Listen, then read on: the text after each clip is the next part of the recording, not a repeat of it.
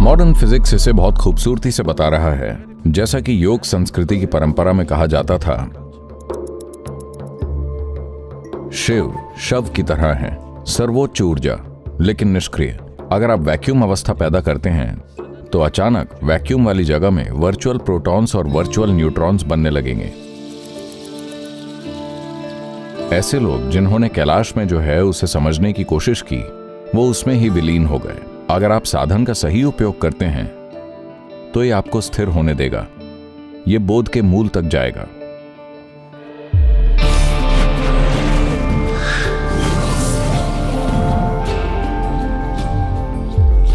खालीपन आमतौर पर नेगेटिव खालीपन का एक नकारात्मक संदर्भ होता है। हर कोई भरा हुआ होना चाहता है, कौन खाली रहना चाहता है? लेकिन इस पूर्णता की तलाश में ही लोगों ने खुद को बर्बाद कर लिया है। मुझे बताइए, आपकी जेब भरने में कितना पैसा लगता है? अगर हम 1 खरब डॉलर देते हैं तो क्या यह भर जाएगी? अगर हम 10 खरब डॉलर देते हैं तो क्या यह भर जाएगी? नहीं। आप कितना भी डालें, जेब भरी नहीं जा सकती। ऐसी कोई चीज नहीं है। कितना लगता है?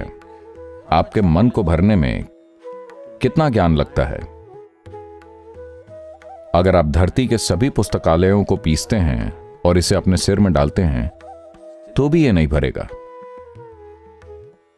अपना दिल भरने के लिए आपको कितने लोगों से प्यार करना पड़ता है? 7.3 अरब लोग, फिर भी जगह है, तो यह कभी पूरा नहीं भरता। तो भरने की कोशिश निरर्थक है।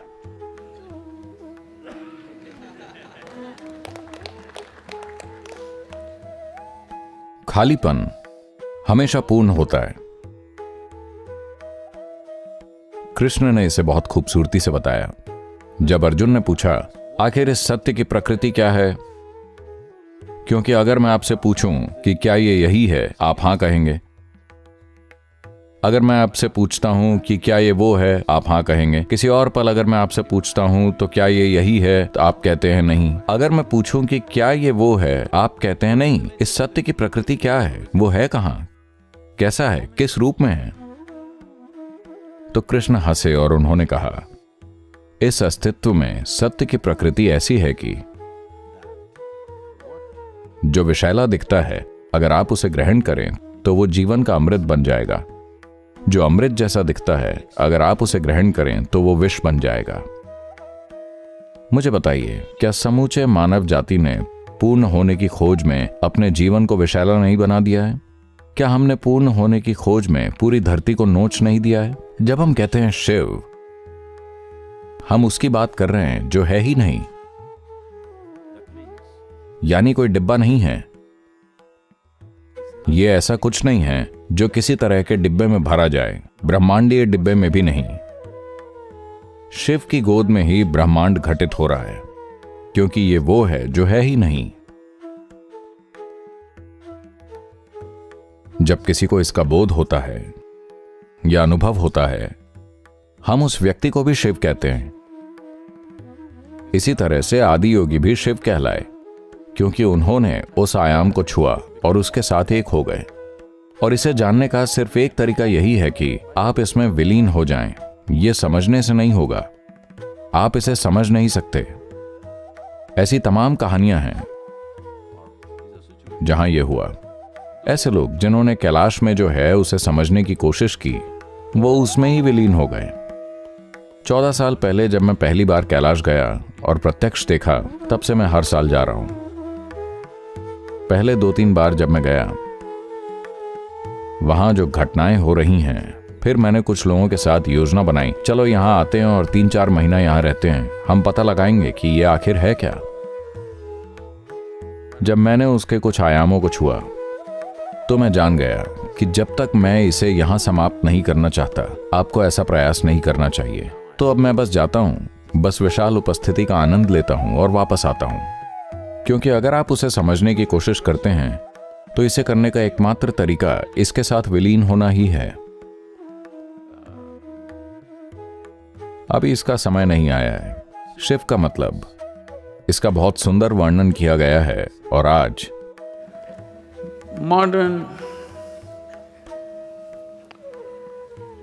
modern physics is going about saying this very beautifully, as it was said traditionally in the yogic culture. Modern physics ये बहुत सुंदर तरीके से कह रहा है, जैसा ये पारंपरिक तौर पर योग संस्कृति में कहा जाता रहा है। शिव शव की तरह है। शव मतलब मृत देह, यानी कि निष्क्रिय। वो सक्रिय नहीं है, बस निष्क्रिय। सर्वोच्च ऊर्जा लेकिन निष्क्रिय। तो कहानी कुछ इस तरह है। शिव बस वहां लेटे हुए थे। शक्ति जो उनसे ही निकली हैं, वो वहां आई और नृत्य किया, और वो अचानक जाग गए। क्योंकि शक्ति ने उनके शरीर पर नृत्य किया, तो वो गर्जन करते हुए जागे। तो हमने उन्हें रुद्र कहा। फिर वो थोड़े शांत हुए, तो हमने उन्हें हर कहा। फिर वो वास्तव में स्थिरता की एक शाश्वत अवस्था में स्थापित हो गए, तो हमने उन्हें सदाशिव कहा, मतलब जो हमेशा शिव हैं। ये तुलना की गई है। आज परमाणु वैज्ञानिक, मेरा मतलब वो नहीं, आज परमाणु मतलब लोग सोचते हैं कि ये सब ऊर्जा के बारे में है, उस संदर्भ में नहीं। मूलभूत भौतिकी इस बारे में बात कर रही है। अगर आप वैक्यूम अवस्था बनाते हैं, यानी कि जहां बिल्कुल कुछ भी नहीं है, और उसके अंदर नहीं, उसके चारों ओर अगर आप कुछ विद्युत आवेश छोड़ते हैं, तो अचानक वर्चुअल प्रोटॉन्स और वर्चुअल न्यूट्रॉन्स वैक्यूम स्थान में पैदा होने लगेंगे। एक ऐसे स्थान में जहां बिल्कुल कुछ भी नहीं है, विद्युत आवेश भी नहीं। विद्युत आवेश सिर्फ उसके चारों ओर नृत्य कर रहा है। इसकी मदद से वर्चुअल प्रोटॉन्स और वर्चुअल न्यूट्रॉन्स बनते हैं। इसका मतलब है कि उस पूर्ण शून्यता में कुछ पैदा करना संभव है।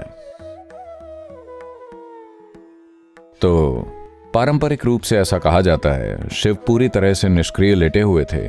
आप भारत में इस तरह की छवियां देखेंगे। शिव ऐसे लेटे हुए हैं जैसे मृत हों।